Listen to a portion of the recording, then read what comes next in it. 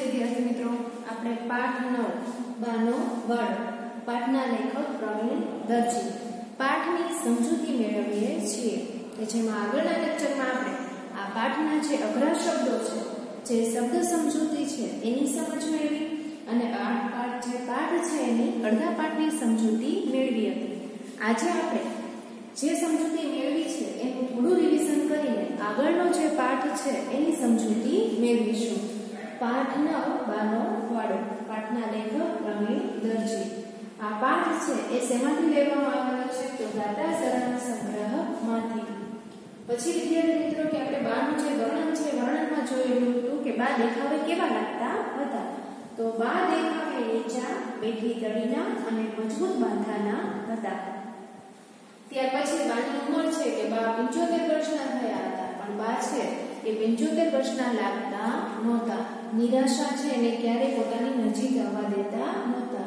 સતત છે એ પ્રયત્નશીલ રહેતા હતા કે કંઈક ને કંઈક કામ કરતા હતા બીજા કોઈ કરે કે ન કરે પણ એ પોતાનું કામ છે એ કરતા હતા અને સમયની કિંમત જાણતા હતા કે પળે પળનો હિસાબ રાખતા હતા ત્યાર પછી વિદ્યાર્થી મિત્રો કે માનસિક રીતે પણ તે મજબૂત અને હિંમતવાળા હતા જ્યારે લેખક છે એમ કહે છે કે પિતાજીનું અવસાન થતા એમને એમ હતું કે હવે બા છે ભાંગી પડશે અને જે ઘર છે એનો તોતી મોગ છે તૂટી જાય એટલે ઘરનું મુખ્ય વ્યક્તિ છે એ જ્યારે ન હોય તો છે ઘરની પરિસ્થિતિ છે એ બગડી જતી હોય છે લેખકને પણ એવું લાગતું હતું કે બા છે ઉદાસ થઈ જશે હવે છે માંડઈ 5-1 વર્ષ છે એ જીવશે પણ એવું કંઈ થતું નથી સમય છે જે દુઃખ આવી પડેલું હતું એ સમયને જીરવી જાય છે એમાંથી એ બહાર નીકળે છે અને વાસ્તવિક જીવનને સ્વીકારીને એમાંથી નવો રસ્તો શોધીને પોતાનું જે ઘર છે પોતાના જે બાળકો છે એને સંભાળી લે છે એટલે માનસિક રીતે પણ તે મજબૂત અને હિંમતવાળા હતા હવે ત્યાર પછી વિદ્યાર્થી મિત્રો કે હવે આપણે છેલ્લે જોયું હતું કે જે વાડો છે એનું વર્ણન શરૂ થાય છે અને વાડાની જે વાડ છે એ વાડમાં શું હતું કે કાંટાળા જે હોય છે વાડ એ કાંટાળા અને ઉપરથી મહેંદીની વાડ જોવા મળતી હતી તો વિદ્યાર્થી મિત્રો આજે આપણે આ પાઠની જે આગળની સમજૂતી છે એ સમજૂતી મેળવીશું કે જેમાં આપણે છેલ્લે જોયું હતું કે બાનું વર્ણન આપણે જોયું હતું ને એમાંથી પછી વાડાની હદ પૂરી થાય ત્યાં સુધી થોર અને મહેંદીની વાડ કે આપણે જે વાડ છે કાંટાળી જે થોર હોય છે કાંટાળા એ થોર અને મહેંદીની વાડ છે એ જોવા મળે છે આગળ છે આપણે કે આગળના પેરેગ્રાફની સમજૂતી છે આપણે મેળવી ચૂક્યા છીએ હવે આપણે આગળથી જે સમજૂતી છે એ મેળવીએ તો બાનું જીવન અને મુક્તિ જે ગણો એ આ વાડો છે એ રહ્યો છે અને આ વાડો એટલે બંને તરફ વાડાની હદ પૂરી થાય ત્યાં સુધી થોર અને મહેંદીની વાડ જ્યાં સુધી વાડાની હદ છે પૂરી થાય ત્યાં સુધી થોર અને મહેંદીની વાડ છે એ જોવા મળતી હતી એની વચ્ચે જાતે તૈયાર કરેલો માંડવા ઉપર કારેલી કંકોડીથી માંડીને અનેક શાકભાજીના વેલા ઉપરાંત નીચે મકાઈના ભીંડાના ચાસ રીંગણ મરચાં દાડમ જામફળ કોળું સીતાફળ પપૈયા કહો કે એના હૃદય જેટલી સમૃદ્ધિ એ વાડામાં હવે જોયું કે વાડામાં જ્યાં વાડાની હદ પૂરી થાય છે ત્યાં સુધી થોર અને મહેંદીની વાડ જોવા મળે છે અને જાતે તૈયાર કરેલો માંડવો કે છે તૈયાર કરેલો માંડવો છે એના ઉપર કારેલી છે શાકભાજી છે કારેલી કંકોડીથી માંડીને અનેક શાકભાજીના વેલા અમુક શાકભાજી હોય છે વિદ્યાર્થી મિત્રો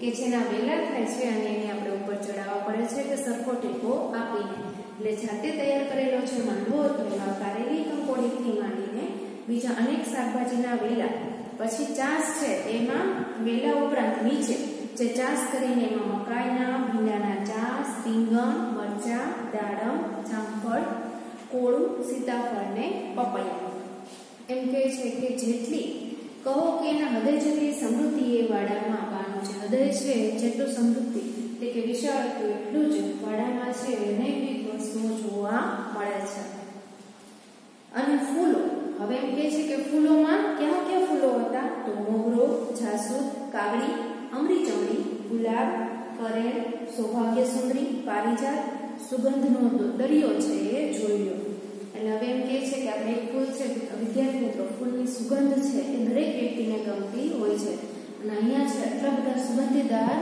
પુષ્પો છે, ફૂલો છે, એ તેમને જાણે કે સુગંધનો દરિયો જોઈ લો. વહેલી સવારે વાળની બંને બાજુ થોરને અડીને ભાતના પુષ્પો બાલ મંદિરના ભૂલકા બનીને ઝૂમતા હોય, અને વાડામાં ઔષધીય છોડ પણ મળે છે.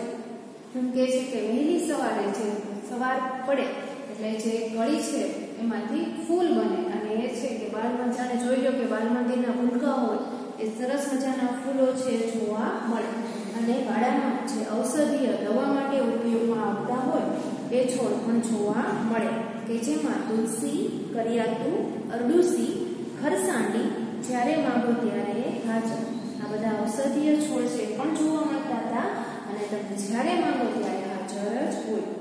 એક નાનું મજાનું ઔષધાલય જોઈ લો જાણે, એટલે એમ કહે છે કે નાનું મજાનું જે ઔષધાલય હોય એ મીઠો લીમડો અને લીંબુ પણ ખરા છે, અને એ સિવાય મીઠો લીમડો અને લીંબુ પણ જોવા મળે, અને આ સિવાયનું બીજું તો ઘણું બધું, બસ બીજું કંઈ નથી. એક વાડાને બોલવા દઈએ તો પણ આપણે પામી શકીએ બાના અતીત અને વર્તમાનના વૈભવને. સમયના પગલાને તેણે આ વાડા વડે સ્મારકમાં ફેરવી નાખ્યા છે. લીંબુ અને લીમડો ઉપરાંત બીજું ઘણું બધું, એમ કે બીજું કંઈ નહીં, ખાલી આ તમે વાડો જોઈ લો, નીચે બોલવા દો ને ત્યાં જ તમને બાનું જે અતીત છે અને જે વર્તમાન છે એનું જે વૈભવ છે એ જોવા મળી જાય. સમયના પગલાને તેણે આ વાડા વડે સ્મારકમાં ફેરવી નાખ્યા છે. બા છે સતત ને સતત વાડામાં કાર્યશીલ રહેતા હતા, અને વાડો જોઈએ તો આપણે છે બાના વ્યક્તિત્વનો ખ્યાલ આવી જાય. બા જ્યાં હોય ત્યાં એની વાતનો વિષય વાડો જ હોય. વાડામાં ઉગેલી અને હવે થનાર વનસ્પતિ વિશે પણ બધો નકશો જીભના ટેરવે. એટલે વિદ્યાર્થી મિત્રો ગમે ત્યાં આપણે કોઈ પણ વ્યક્તિ હોય તેનો જે વાતનો વિષય હોય છે એ શું હોય છે કે એને જે ગમતો વિષય હોય છે એ જ હોય. અને બા છે, બા માટે તો વાડો એક સ્વજન જેવો હતો, એટલે બા જ્યાં હોય ત્યાં બા છે એ કોઈ પણ જગ્યાએ હોય એના વાતનો જે વિષય છે એ હંમેશા વાડો જ હોય. વાડામાં ઉગેલી અને હવે થનાર વનસ્પતિ, વાડામાં શું ઉગ્યું છે અને હવે શું ઉગવાનું છે બધું એમને જે યાદ હોય છે, એટલે કે જીભના ટેરવે હોય. બા જ્યાં જાય ત્યાં એની થેલીમાં વિવિધ ફૂલો ફળોના બી મળે. બા કોઈ પણ જગ્યાએ જાય તો એની જે થેલી છે એમાં વિવિધ ફૂલો અને ફળોના બીજ છે મળે. ત્યાંથી લાવે, કોઈને ખેરાત કરે, ત્યાંથી એ લઈ આવતા અને કોઈને આપતા.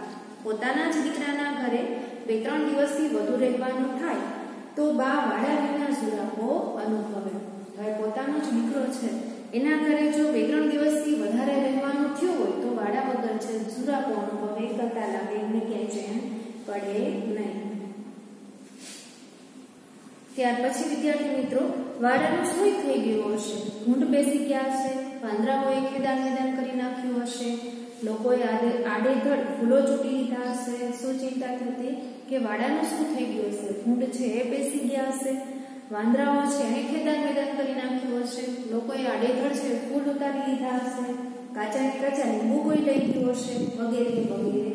બા બેચેન થઈ જતી અને અમુક દિવસે તો તે કોઈનું માન્યા વિના ભાડાના લગામને કારણે મક્કમતાથી ચાલી નીકળે, અને અમુક દિવસ પછી તો કોઈનું માને નહીં. ભાડા પ્રત્યેનો જે એનો લગાવ હતો એટલે ત્યાં પોતાના વતન તરફ પાછા જતા. વતન જઈને જ જંપે, પછી વાડો ખુશ અને બા પણ ખુશ. એ છે વતન છે, પોતાનું જે વતન છે કે જ્યાં આપણે જોયું કે એના ઘરના પાછળના ભાગમાં વાડો હતો ત્યાં જઈને જ જંપે, ત્યારે જ એ ખુશ થઈ જતા. બાને છાપી કરીને મંદિરમાં ફૂલો મોકલતા મેં જોઈ છે. એટલે બા છે એ જે મંદિર છે ત્યાં છાવડી ભરીને ફૂલો મોકલતા હતા. સવારે વાડા ફરતી 10 થી 15 જણ આવે. એ સૌને માટે બા વહેલી સવારે ઉઠે, ફૂલો ચૂંટે અને પિત્તળની ચકચકતી થાળીમાં એકઠા કરી રાખે.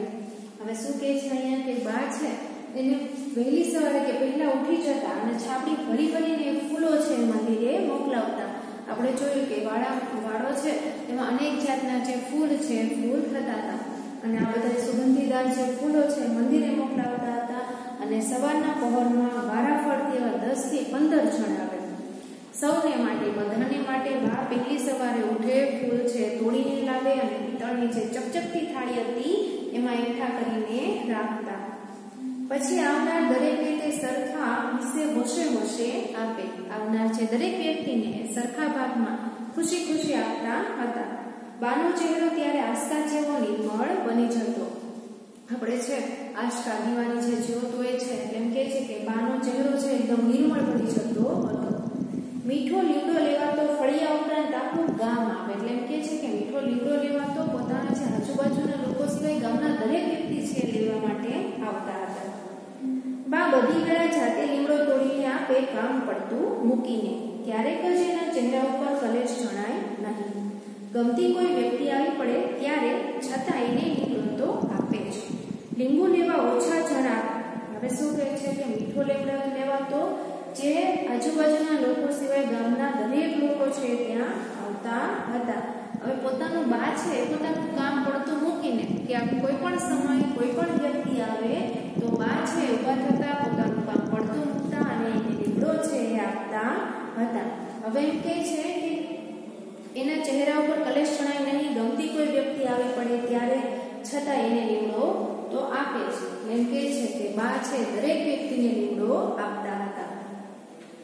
હવે ત્યાર પછી વિદ્યાર્થી મિત્રો કે લીંબુ લેવા ઓછા જણ આવે પણ ભદ્ર નોકરિયાતો પેટમાં વીતે છે તાવ આવે છે એવા બહાના કાઢી બા પાસે લીંબુ લેવા આવે. શું કહે છે કે લીંબુ લેવા છે એ નોકરિયાત વર્ગ છે એ આવે, પ્રતિષ્ઠિત વર્ગ છે એ આવે અને બહાનું કેવું કાઢતા કે પેટમાં દુખે છે તાવ આવે છે એવા બહાના કાઢીને લીંબુ લેવા માટે આવતા. બા આનાકાની વિના આપે પણ અંદરથી સમજે. બા છે એ ના ન પાડે પણ અંદરથી સમજતા હતા. બીમારીનું તો બહાનું છે. મૂળે તો મફતિયું શરબત પીવું હશે ને એમ કે છે કે આ તો બીમાર છું એવું તો ખાલી બહાનું છે. મૂળ શું છે કે મફતિયું શરબત પીવું હશે ને. બા એ રીતે ભોળી નહીં ભલી ખરી. કહે છે કે બા છે ભોળાને પણ ભલા હતા. પપૈયા જામફળ અને શાકભાજી તો તે રીતસર લૂંટાવે. અમે શાળાએથી ઘેર આવીએ એટલે 2-3 દિવસે થેલી લઈને અમુકના ઘેર એ શાકભાજી આપવા અમને મોકલે. હવે પપૈયા છે જામફળ છે અને શાકભાજી છે એ તો એ અઢળક પ્રમાણમાં બધાને આપતા. હવે 2-3 દિવસે શું થતું કે જ્યારે શાળાએથી ઘરે આવતા ત્યારે થેલી ભરીને રાખેલી હોય અને એ આપવા જવાનું. ખાયા શું ખોયા ખીલાયા શું પાયા એ જાણે બાનું જીવન સૂત્ર રહ્યું છે. અહીંયા એમ કે છે કે શાળાએથી આવે એટલે શાકભાજીની થેલી ભરેલી હોય એ આપવા જવાની અને બાનું જીવન સૂત્ર કે ખાયા સો ખોયા અને ખીલાયા સો પાયા.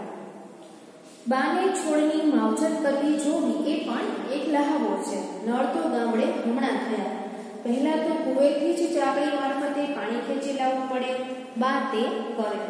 એક એક છોડ ક્યારો તૃપ્ત થાય ત્યાં સુધી એ પાણી રેડે. એટલે બા છે કે જે છોડની માવજત કરતી હોય, એની જે દેખરેખ રાખતી હોય, એની જે સાર સંભાળ કરતી હોય એ જોવું એ પણ એક લહાવો છે. અને વિદ્યાર્થી મિત્રો કોઈ પણ છોડ કે વૃક્ષ આપણે વાવીએ તો એના સમય પ્રમાણે છે ખાતર આપવું પડે, પાણી આપવું પડે અને સૂર્યપ્રકાશ મળવો જોઈએ. આવી બધી જ વસ્તુનો છે એ ધ્યાન રાખવું પડે તો જે છોડ કે વૃક્ષ છે એનો બરોબર ઉછેર થાય. અને બા છે એ તો સ્વજનની જેમ વડાનું ધ્યાન રાખતી હતી. એટલે કે એક પણ એક લહાવો છે એને છોડની માવજત કરતી જોવી. અને કહે છે કે ગામડામાં નળ તો છે કે હવેના સમયમાં જોવા મળે છે, પહેલા ક્યાં હતા. એટલે કે પહેલા તો કુવેથી ચાકડી મારફતે પાણી ખેંચી લેવું પડે ને બા તે કરે. પહેલા છે એ કુવા આગળ છે કુવે પાણી ભરવા જવાનું હોય તો ચાકડી મારફતે પાણી લાવવાનું અને બા તે કરતા. ગાગર છે ગાગરથી પાણી લાવવાનું અને બા તે કરતા. ચાકડી મારફતે પાણી ખેંચી લાવવું પડે. બા તે કરે. એક એક છોડ ક્યારો તૃપ્ત થાય ત્યાં સુધી એ પાણી રેડે. ચાકડી છે ગાગર છે એના મારફતે પાણી ખેંચવાનું, બા પછી એને લઈ આવે અને એક એક છોડ છે ક્યારો છે તૃપ્ત થઈ જાય કે જેટલી જરૂર હોય એટલું પાણી છે બા આપતા હતા. એ છોડને જાતે ગોળ મારે. સવારે ઉઠીને ભેગું કરેલું છાણ છાણિયા ખાતર તરીકે વાપરે. લીંબુ વગેરેમાં ચામડાના ટુકડાઓ દાબે. હવે એમ શું કહે છે કે છોડને જાતે ગોળ મારવી, એની જે દેખરેખ રાખતા હોય, જે સાર સંભાળ રાખતા હોય, જરૂરી બધી જ વસ્તુ છે બા કરતા હતા. સવારે ઉઠીને ભેગું કરેલું છાણ છે છાણિયા ખાતર તરીકે ઉપયોગમાં લેતા હતા.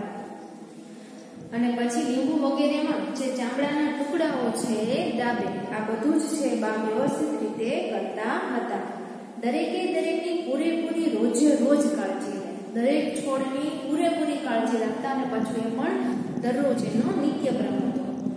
વાડાના વાતાવરણમાં એકાદ છોડમાં પણ ક્યાંક ફરક પડે તો બાને તેની તરત જાણ થઈ રહે. જો વાડો છે એમાં ક્યાંય પણ કઈ નાનો એવો ફરક પડતો તો બાને દેખાઈ આવતું, તેને ખબર પડી જતી. બાને સાચે સાચ પામવી હોય તો વાડાની અડખે પડખે જ પામી શકાય એમ હું ખાતરીબંધ કરી શકું. જો ખરેખર જો બાને પામવા હોય તો એ જે વાડાની આજુબાજુ છે ત્યાં તમે પામી શકો એવું એ ખાતરીબંધ કહે છે. બાની નજર વાડે હરણની જેમ ફરતી, પુષ્પે પતંગિયાની જેમ ઉડાઉડ કરતી, શાકને માંડવી ખિસકોલીની જેમ સરકતી રહેતી અને જમીન ઉપરના છોડનું નિરીક્ષણ કરતી વેળા એ નજર વરસાદી ગાય બની જતી. ધીમેથી બધું જ ઝીણેરું તે જુએ. કે વાડે હરણની જેમ ફરતી, હરણની જેમ એટલે કે જે હરણ છે તે જ નજર હોય છે, એટલે કે વાડેની હરણની જેમ તે જ નજર ફરતી હતી. પુષ્પે એટલે પતંગિયું જેમ ફૂલ ઉપર ઉડાઉડ કરતું હોય, પુષ્પે પતંગિયાની જેમ અને ખિસકોલીની જેમ સરકતી હતી. અને જમીન ઉપર જ્યારે નિરીક્ષણ કરવાનું હોય ત્યારે જે ગોકળ ગાય છે એની છે અને બધું જ એકદમ જૂનામાં જેવી બાબત છે એની નોંધ લેતા હતા. બા કશે જાય ને જો ત્યાં વાડા જેવું ફૂલ ફળાદીને નિહાળે તો ત્યાં તે લટાર માર્યા વિના રહે જ નહીં. એમ કે છે કે બા કોઈ પણ જગ્યાએ જાય અને જો એને વાડા જેવું કઈ ફૂલ ફળાદી મળી ગયું જોવા તો એ ત્યાં લટાર એટલે કે આટો મારવા જાય જ. એટલું જ નહીં, એની થેલીમાં કોઈ છોડની કલમ, કોઈ આખોને આખો છોડાવી પડે. એની જે થેલી છે એમાં કોઈ છોડની કલમ હોય તો આખોને આખો છોડ પણ જોવા મળે.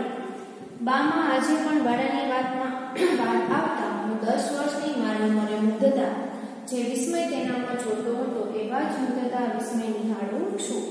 કોને ખબર આ વાડો કઈ નવી વસ્તુ બા સામે આમ દરેક વખતે ધરી દેતો હશે. એમ કે છે કે લેખક કે કોને ખબર આ વાડો છે દરરોજ નવું શું બાને આપતો હશે, કે નવું શું ધરી દેતો હશે કે જ્યારે 10 વર્ષની ઉંમરે જે એનો વિસ્મય અને મુગ્ધતા જોવા મળતા હતા એ એનામાં આજે પણ જોવા મળે છે. આ પાઠ છે ગાથા સરણામાંથી લેવામાં આવેલો છે. હવે વિદ્યાર્થી મિત્રો અહીંયા છે આ પાઠની જે સમજૂતી છે એ સમજૂતી પૂરી થાય છે. આપણે જોયું કે બાનું વર્ણન જોયું, વાડા છે વાડાનું વર્ણન જોયું, વાડામાં ક્યાં ફૂલો આવેલા છે, ત્યાં ઔષધીય છોડ આવેલા છે, ક્યાં ફળ આવેલા છે, કઈ રીતે શાકભાજીનો જે વેલા છે એ માંડવો કરીને એમણે ક્યાં શાકભાજી છે આ બધું જ વર્ણન છે એ જોવા મળે છે. તો વિદ્યાર્થી મિત્રો અહીંયા છે એ તમારા પાઠની જે સમજૂતી છે સમજૂતી પૂરી થાય છે. હવે વિદ્યાર્થી મિત્રો આપણે